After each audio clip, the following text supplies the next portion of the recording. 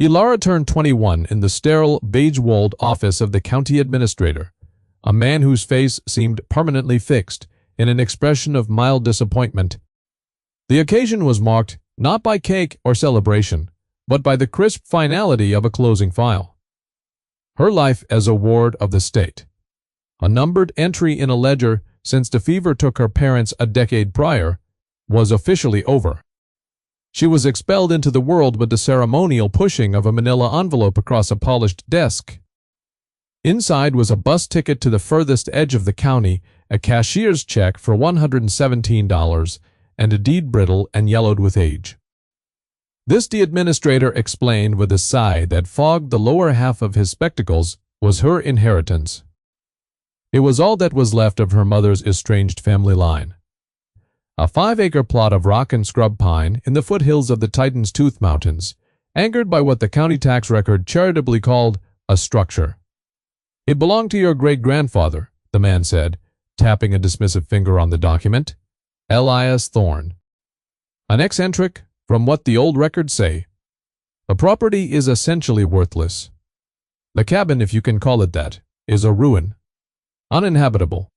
You'd be better off cashing the check and never looking back." He saw the flicker in her eyes, a brief, desperate flare of hope being extinguished, and he mistook it for youthful foolishness. He leaned forward, his voice dropping into a tone of practiced, paternalistic condescension. "Listen, girl, the town up there, Northwind, it's a hard place for hard people. They don't take kindly to outsiders. Winter is already sharpening its teeth. That shack won't see you through the first frost, let alone the deep freeze. It's a joke of an inheritance, a final insult from a dead man." With that he stood. The interview concluded.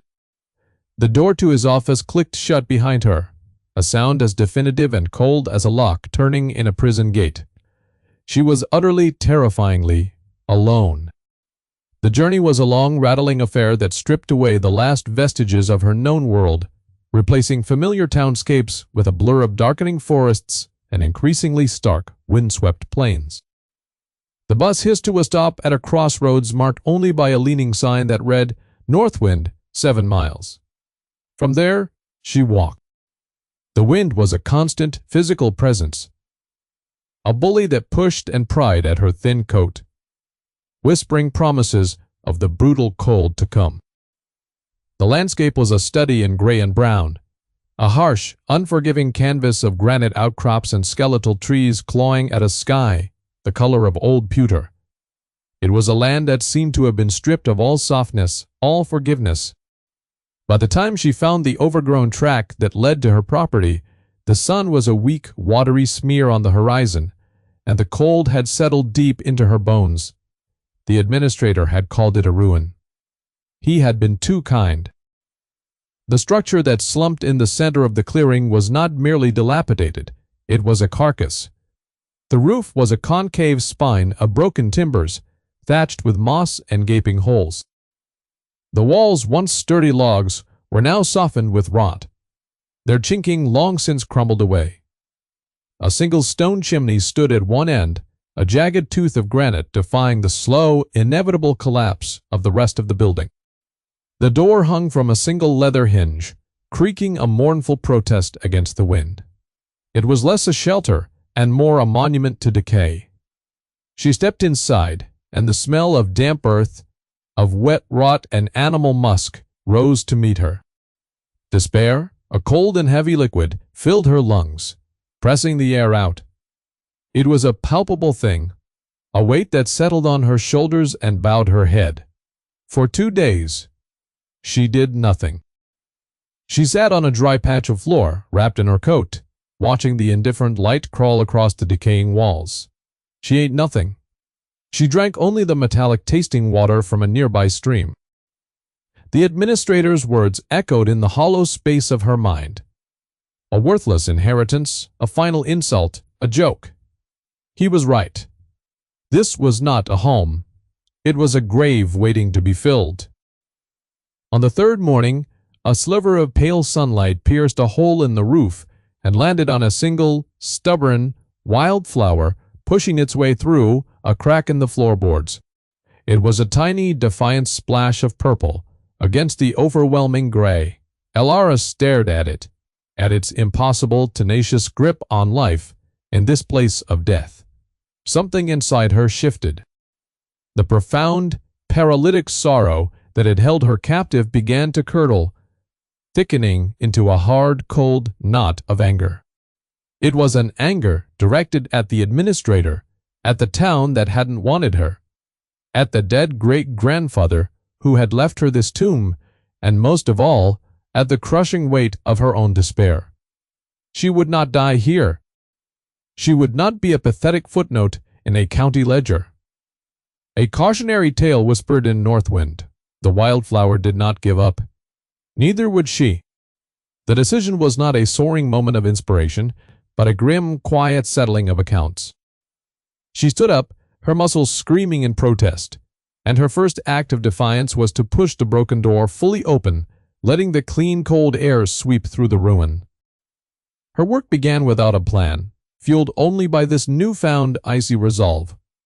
It was a methodical assault on the chaos. She cleared debris, her hands, soft and unused to labor, quickly blistering and then bleeding as she hauled splintered wood and fallen plaster. She dragged out the sodden remains of what might have been furniture, piling it all outside to be burned. She used a broken floorboard to scrape away layers of filth and animal droppings, revealing the sturdy flagstones beneath.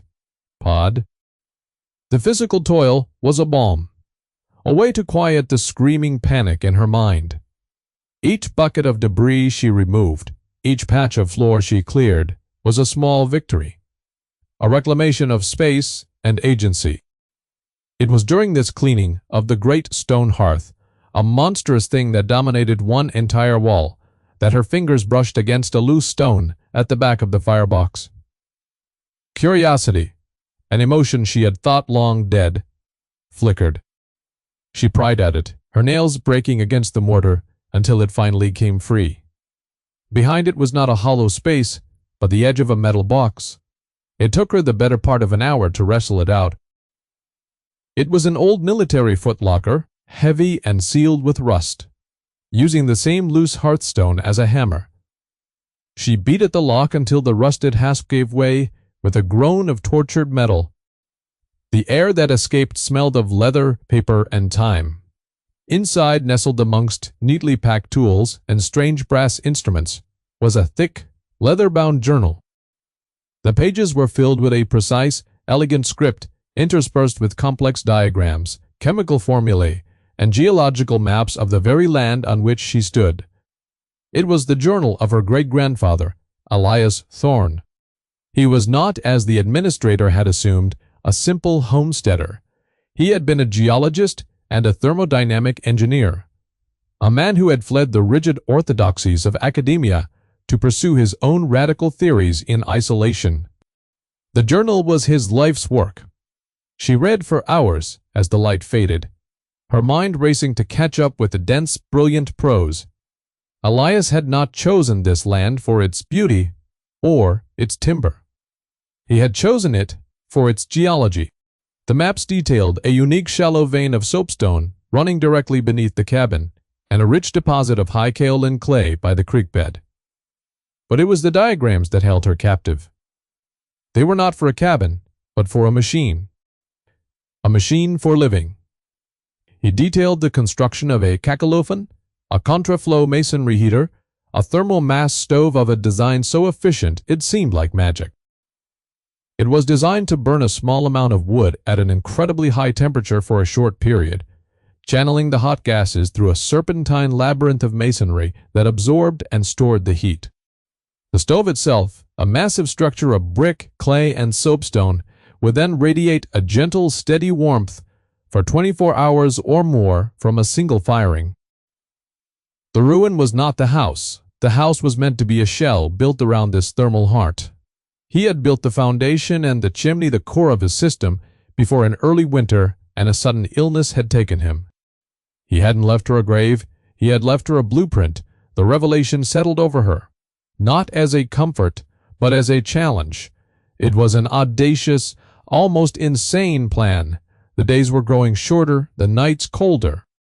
The first snows had already dusted the peaks of the Titan's tooth. To build such a thing would require immense, grueling labor. She would have to quarry the soapstone herself, mix the clay and sand for mortar, and learn the art of masonry from the cryptic notes of a dead man. From a conventional viewpoint, it was madness. It would be far more sensible to use what little money she had to buy a cheap iron stove and a cord of wood in town, to patch the roof as best she could, and pray. But the thought of that small, inefficient stove, constantly hungry for fuel, fighting a losing battle against the draft of a broken shack, felt like a surrender. The Kachelofen, this great warm heart of stone, felt like a declaration of war against the winter itself. She made her choice. She would build it. Her first trip into Northwind was a trial. The town was a clutch of gray buildings huddled against the wind, its people weathered and wary. Their eyes followed her, noting her worn coat and the determined set of her jaw. They saw an outsider, a fool destined to be another casualty of the mountains. She went to the general store, a place that smelled of sawdust, coffee, and suspicion. The owner was a man named Silas, old and gnarled as an oak root, with eyes that had seen a lifetime of winters come and go. She presented him with a small, carefully written list: fire bricks for the core, a cast iron door, and a flue damper. It was a strange request. "For the thorn place?" Silas asked, his voice a low rumble. He looked at her hands, already calloused and raw. "That chimney's the only thing standing. You planning on living in the hearth?" His question was not unkind, merely pragmatic. Alara, hesitant to explain the full scope of her plan, simply nodded. "I'm rebuilding the firebox." He tallied the cost. It was more than half of her meager funds. He saw the calculation in her eyes, the flicker of fear. He grunted, then looked away, busying himself by wiping down the counter. "Heard you were Elias Thorne's great-granddaughter. He was an odd one, always digging holes and staring at rocks, but he paid his debts. I'll run you a line of credit. Pay me back when you can." It was a lifeline, offered with a gruffness that barely concealed a spark of compassion. He doubted her, she could see it plainly, but he would not stand in her way. As she was leaving, another man entered the store. He was large and florid, dressed in a fine wool coat that spoke of a prosperity alien to this hardscrabble town.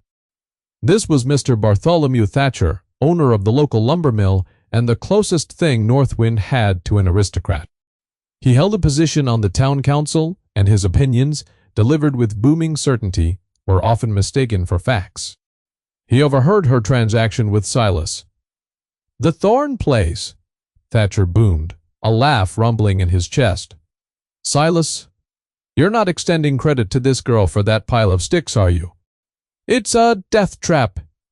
He turned his attention to Alara, his eyes sweeping over her with open condescension. "Young lady, I don't know what you think you're doing, but you're committing suicide. That valley gets the worst of the winter winds.